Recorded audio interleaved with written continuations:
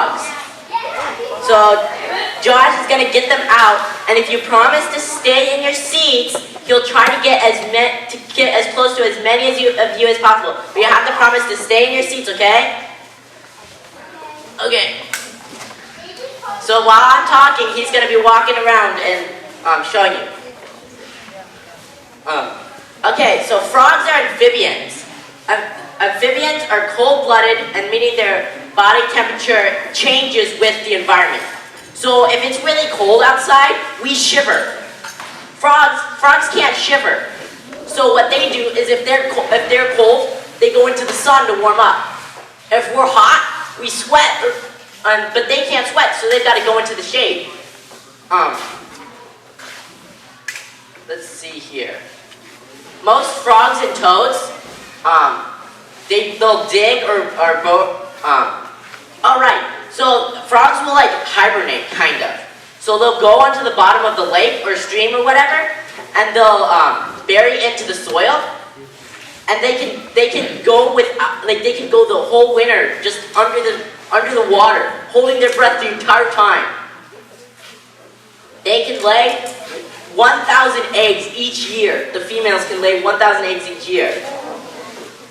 Tadpoles take 3.5 months.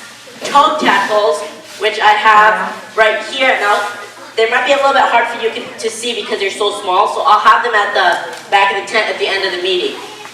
You can see them? Okay. So they take a little bit longer, like 4 months. I've got some pictures on here so that you can see them a little bit better. So here's a picture of the tadpoles, and then they grow into these little teeny toads, little itty bitty toads this big, and then they'll grow into a bigger toad like this. So I've got some right here. I'm gonna see if I can take them out and you can see them. Let me see here. Give me a little guy.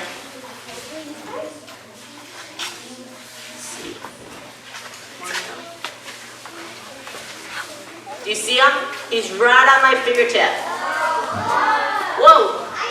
You can see him? So I'll have these at the end of the meeting by the tent too, so if you didn't see him, you can get a better look. Yeah. So we're putting this one back, and then he'll switch to a new one because frogs are amphibians. So they actually breathe through their skin. So if they're not moist, they can't breathe. So we gotta switch the frogs so that they can go back into the water, and then they can breathe. So if you notice, he was kind of holding them by the legs. That actually, it doesn't hurt him any. It looks like he's squeezing them, but he's actually holding them really, really light. Because if you hold them cupped in your hand like this, it's good for a little bit, and then you can put them into a container. But if you hold them like that for too long, they'll use their big, powerful legs to push really hard, and they can actually hurt themselves. So holding them like right by the waist is like the best way to hold the toad. Frogs can leap 20 times their own body length. So if I lay down on the floor, see if I lay down on the floor like this, so right here, that's where my head was, this is where my feet was. See, I can jump one. Frogs can jump, they would be able to jump way over to the wall over there, and probably farther than that. They can just go, whoa.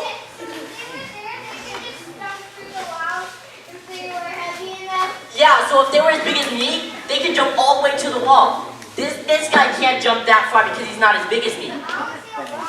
You want to see how far I can jump? Josh, do you think you can catch him if you let him go on the ground? Okay, we're going to see how far I can jump. Ready? So I'm going to pat him on the back and that'll make him jump. Whoa, did you see that? That was about 10 times his own body length.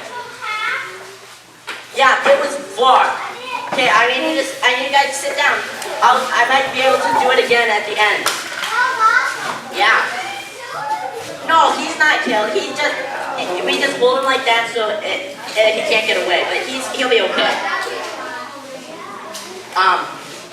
Another thing is there's frogs.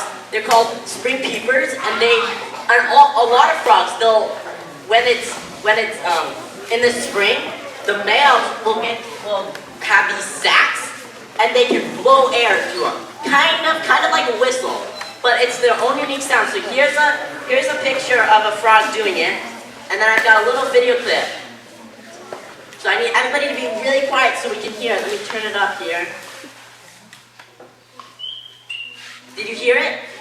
Can you see this little sack right here? It goes big and then little. So he pushes the air out, kind of like whistling. When you whistle, you're making your lips kind of vibrate a little bit. The air is bouncing off of them in different directions. Yeah, so that's kind of what the frog is doing.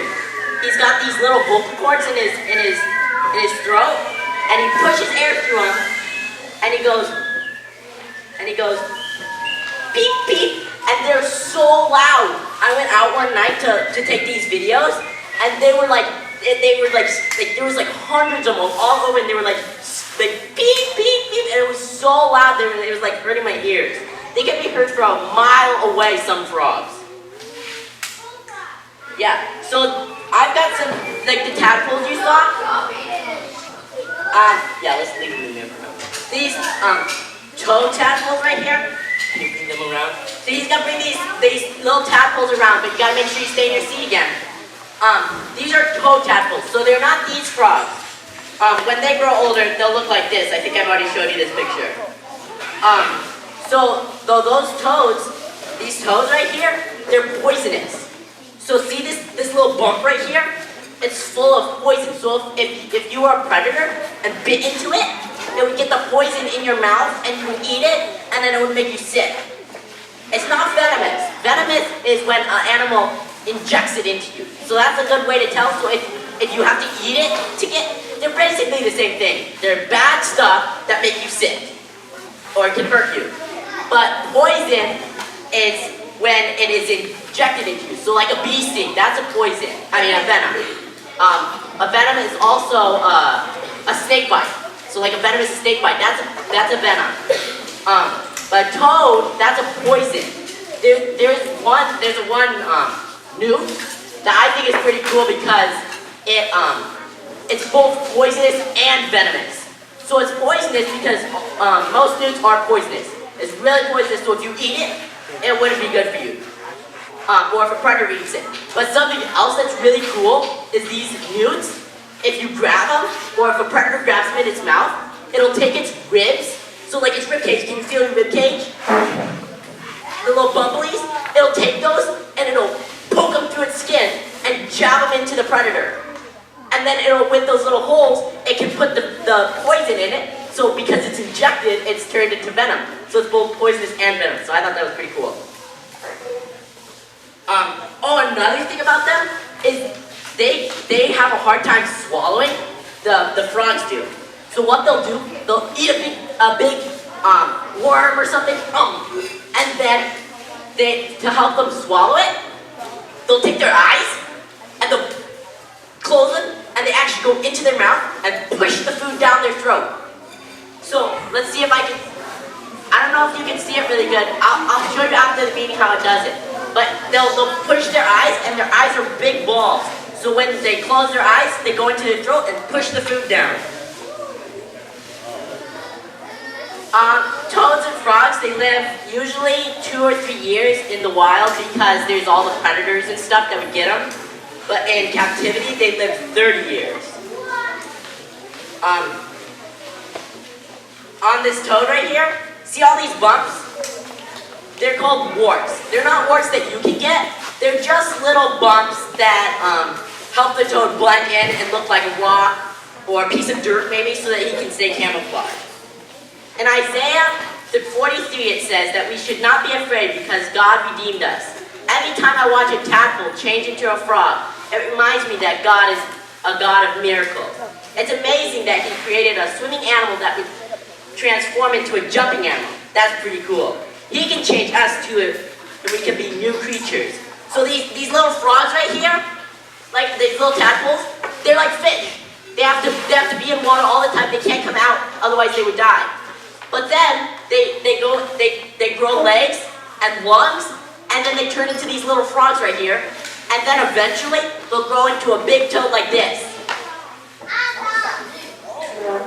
So I don't have time for questions right now, but if you have questions, I'll have the animals at the end of the meeting at the back of the tent, and then you can ask me the questions then.